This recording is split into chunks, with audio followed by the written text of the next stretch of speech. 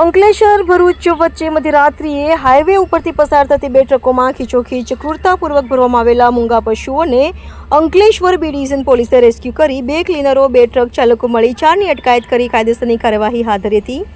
અંકલેશ્વર ભરૂચ વચ્ચે ગત રાત્રે 3 વાગ્યાના સમયગાળા દરમિયાન બે ટ્રકોમાં કુલ 27 જેટલી ભેંસોને મહારાષ્ટ્રના માલેગામ ધુલિયા ખાતે કતલખાનામાં વહન થતી હતી, જે અંગેની બાતમી અંકલેશ્વર બી ડિવિઝન પોલીસને મળતા પોલીસે વોચ ગોઠવી બંને ટ્રકોને ઝડપી પાડી હતી। પોલીસે ટ્રકોમાં જોતા તેમાં ખીચોખીચ અતિ ક્રૂરતાપૂર્વક ભેંસો ભરી હતી, તેમજ તેમના માટે ઘાસચારો કે પાણીની પણ કોઈ સગવડ કરવામાં આવી ન હતી। આથી પોલીસે બંને ટ્રકોને જપ્ત કરી પશુઓને પાંજરાપોળ ખાતે મુક્ત કરવામાં આવી હતી।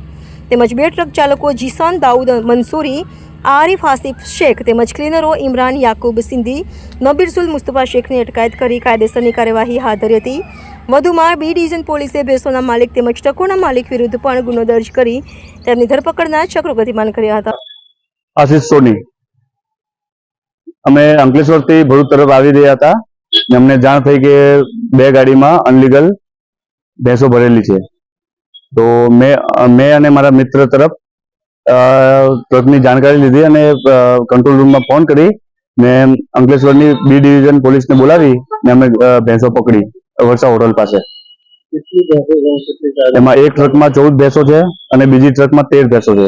AB48 ન્યૂઝ ગુજરાત સાથે રિપોર્ટર ધર્મેશ રાણા, અંકલેશ્વર।